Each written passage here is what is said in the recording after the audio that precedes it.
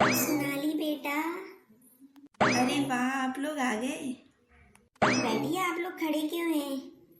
दामाद जी कहीं दिखाई नहीं दे रहे। हाँ, मैं बुलाकर आती हूँ अभी अपने कमरे में।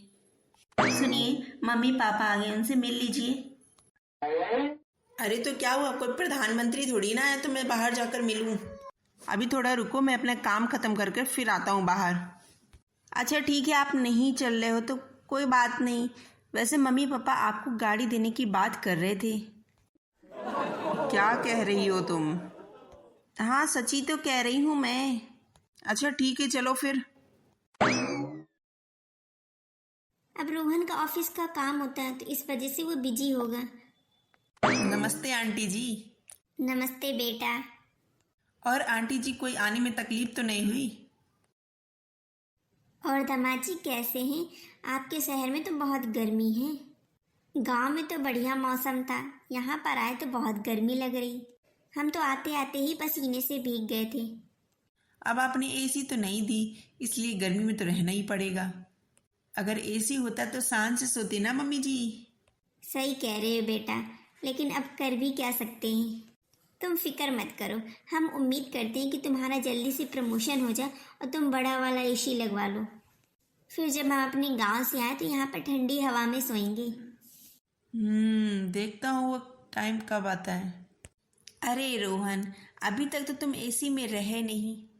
अभी तक तो एसी में रहे नहीं, तो हमें लगा अचानक से तुम एसी में रहोगे तो गर्मी सर्दी एसी वेसी लगने से तुम्हारी तबीयत ना बिगड़ जाए, इसलिए मम्मी पापा ने एसी नहीं दिया। अच्छा बेटा, अब ये सब छोड़ो। देखो मैं गांव से सबके लिए क्या कुछ लेकर आई हूँ। अचार, पेड़े, बहुत सारा सामान लेकर आई। और बेटा तुम्हारे लिए शर्ट भी लेकर आई हूँ। अरे मैं खुद से अपने कपड़े खरीद के पहनता हूँ, मैं किसी के दिए हुए नहीं पहनता हूँ। वो शर्ट आप वापस ले जाइएगा, मुझे मत दीजिएगा, गांव में किसी को दे दीजिएगा। अरे रहने दीजिए मम्मी, मैं पहन लूँगी, इनके पास तो बहुत सारे कपड़े हैं। वैसे मेरे एक पड़ोस में शादी हुई थी।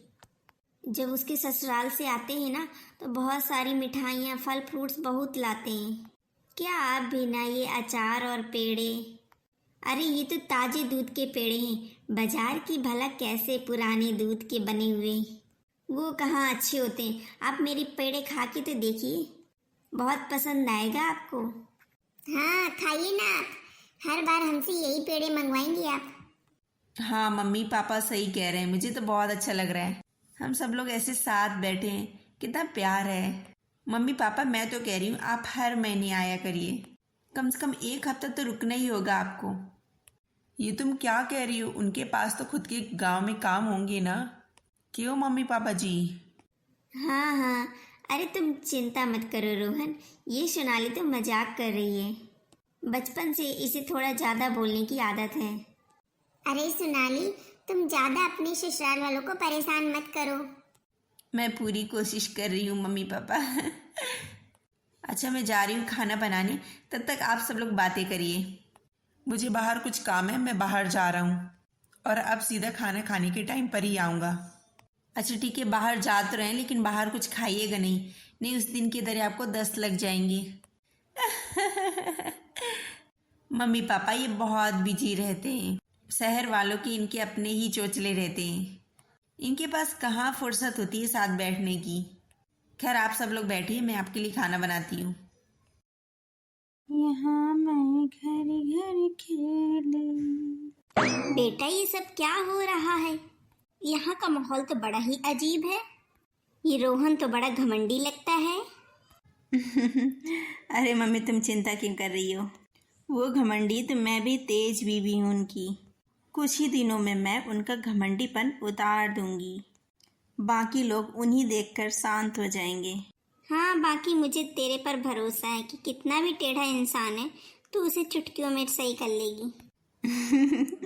हाँ सच का।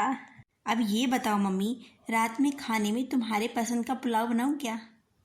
क्यों नहीं बेटा, चल मैं भी तेरी मदद कर देती हूँ।